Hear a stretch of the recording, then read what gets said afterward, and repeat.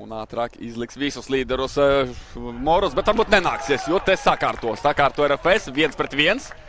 Tomēr šādi, bez mazvēja piesauc 1, 2, 3. Te pirmais solīts spērts tik viegli, tik nepiespiesti.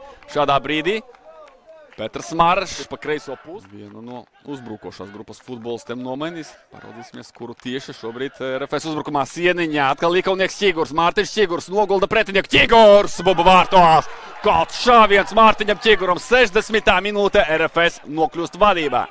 Mārtiņš Ķigurs.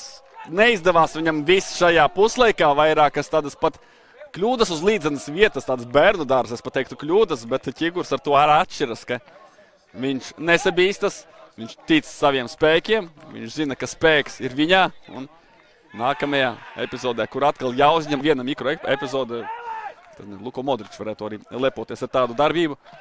Cita lieta, ka Anmanis nespēja ar plecu bumbu tīri apstrādāt un fiksēts uzbrukuma pārkāpums. Tālsitiens, šādas bumbas ir jāņem Vladislav Kapustins. Kapustins šeit pieviļ un Stefans Paničs, kurš tik daudz triecienu saņēma šī mača gaitā.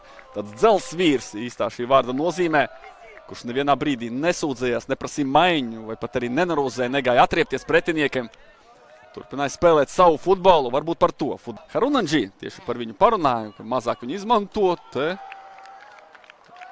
Pat laikam ir gūtie vārti. Jā, vēl viena rupja kļūda Kapustinam. 4-1. Tieši tā. 4-1 RFS labā. Vladislavs Kapustins noguļ šo sitienu. It kā visi gaidīja centrējumu, bet Vārtsaks nedrīkst gaidīt centrējumu šādā. Guys, please like and subscribe.